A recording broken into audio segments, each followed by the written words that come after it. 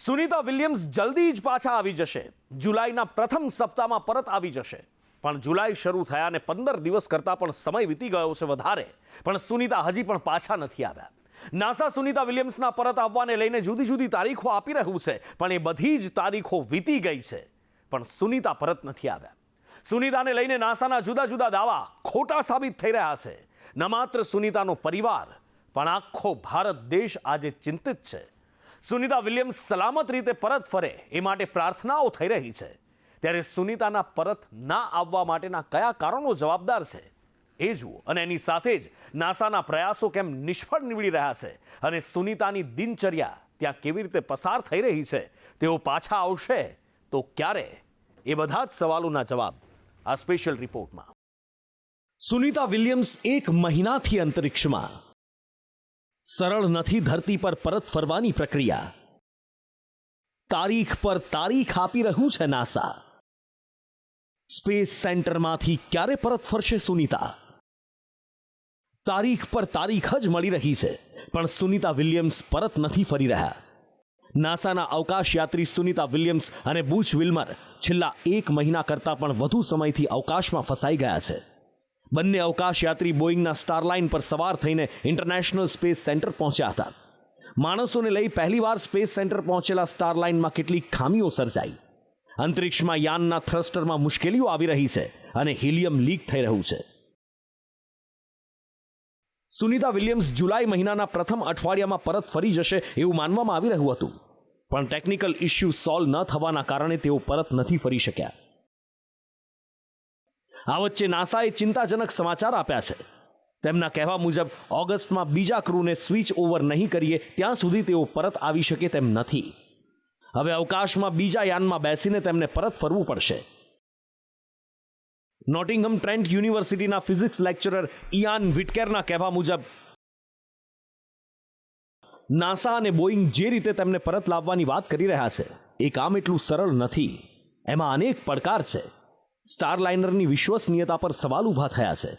આ પ્રોજેક્ટમાં અગાઉ પણ અડચણો આવી ચૂકી છે. સ્ટારલાઇનરના લોન્ચ પહેલા જ હિલિયમ લીક થવાની સમસ્યા થઈ હતી. સ્ટારલાઇનર લોન્ચપેડ પર હતું ત્યારે જ લીકની જાણકારી મળી ગઈ હતી. આ લીકની અવગણના કરી સ્પેસક્રાફ્ટને ઉડાણ ભરવા દેવામાં આવ્યું, જે બાદ અવકાશમાં હિલિયમ લીકની સમસ્યા વધી ગઈ. હવે સમસ્યા એ છે કે સ્પેસક્રાફ્ટના અન્ય નાના મેન્યુવરિંગ થ્રસ્ટર્સનો ઉપયોગ થઈ શકતો નથી. સ્પેસ સેન્ટર પર 5માંથી 4 થ્રસ્ટર્સને રિપેર કરી દેવામાં આવ્યા છે, પણ હવે ડર એ છે કે પૃથ્વી પર આવતા સમયે અન્ય થ્રસ્ટર્સ કામ કરવાનું બંધ કરી શકે છે. સ્ટારલાઇનરને પૃથ્વીના વાયુમંડળમાં પ્રવેશ કરવા માટે એક ખાસ એંગલ ઓફ એટેકની જરૂર હોય છે, જેનાથી એ સુનિશ્ચિત થાય કે યાનમાં વધારે ઘર્ષણ ન થાય, જેનાથી તે વધારે ગરમ ન થઈ જાય. જો સ્ટારલાઇનરના ઓરિએન્ટેશન અને રી એન્ટ્રીના ઓર્બિટલ પેરામીટર્સને એડજસ્ટ કરવામાં મુશ્કેલી થાય તો સ્ટારલાઇનરના વાયુમંડળમાં પ્રવેશમાં મોટી મુશ્કેલી થઈ શકે છે, અને અંતરિક્ષ યાનમાં ગરમી ઉત્પન્ન થઈ શકે છે, અને તેમાં સવાર બંને અંતરિક્ષ યાત્રી સહિત આખું યાન સળગી શકે છે. રાહત આપનારી વાત એ છે કે સ્પેસક્રાફ્ટમાં વધારે થ્રસ્ટર્સ અને બેકઅપ સિસ્ટમ લગાડવામાં આવેલા હોય છે, જેના કારણે આવું થવાની શક્યતા ઓછી રહે છે. નાસા અત્યારે જમીન પર જુદા જુદા ટેસ્ટ કરી રહ્યું છે. ઇન્ટરનેશનલ સ્પેસ સેન્ટર પર અવકાશયાનની ખામીઓ દૂર કરવાની પ્રોસેસ ચાલી રહી છે. બંને અંતરિક્ષ યાત્રી હાલ સ્પેસ સેન્ટર પર સુરક્ષિત છે. સ્ટારલાઇનર પૃથ્વી પર પરત આવી જશે એવી સંભાવના સેવવામાં આવી રહી છે. હવે જો સ્પેસક્રાફ્ટમાં અન્ય મોટી ખામી સર્જાય તો તેમને પરત લાવવા બીજું સ્પેસક્રાફ્ટ મોકલવું પડશે. થોડા દિવસ અગાઉ સુનિતા વિલિયમ્સે અવકાશમાંથી સંદેશો મોકલ્યો.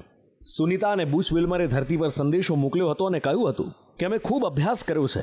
અમને વિશ્વાસ છે કે આ સ્પેસક્રાફ્ટ અમને ધરતી પર ચોક્કસ પહોંચાડશે. કોઈ સમસ્યા નહીં સર્જાય. અમે સુનિશ્ચિત કરવા માંગીએ છીએ કે સ્પેસક્રાફ્ટમાં હવે કોઈ સમસ્યા ન આવે.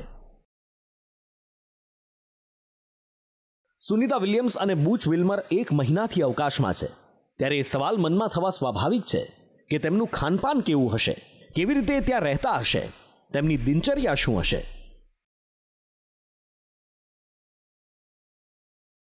અંતરિક્ષમાં અંતરિક્ષ યાત્રી વધારે ભોજન નથી કરી શકતા,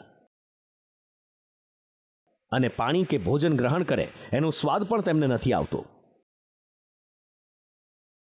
ગુરુત્વાકર્ષણ ન હોવાના કારણે ત્યાં પાણી કે ભોજનનો સ્વાદ લઈ શકાતો નથી. ગ્રેવિટી ન હોવાના કારણે તરલ પદાર્થ મોઢાના ભાગે જમા થઈ જાય છે, જેના કારણે નાક બંધ રહેવાની સમસ્યા થાય છે. શરદીમાં નાક બંધ થઈ જાય છે તો સુગંધ નથી અનુભવાતી. અંતરિક્ષમાં વાતાવરણ નીરસ હોય છે. કેટલીક જ વસ્તુઓ ખાઈ શકાય છે. જેવો અનુભવ લોકડાઉન સમયે આપણને થયો હતો, એવો અનુભવ અંતરિક્ષ યાત્રીઓને સ્પેસમાં થાય છે. અંતરિક્ષ યાત્રીઓ મોતને હથેળી પર લઈને કામ કરતા હોય છે. અંતરિક્ષ યાત્રીઓનું જીવન જેટલું રોમાંચક દેખાય છે, એનાથી વધારે પડકારજનક હોય છે. એમાં હવે ન માત્ર ભારત પણ આખી દુનિયા બસ એ જ ઈચ્છે છે કે સુનિતા વિલિયમ્સ અને બુચ વિલ્મર સલામત રીતે પરત ફરી જાય. બ્યુરો રિપોર્ટ, સંદેશ ન્યૂઝ.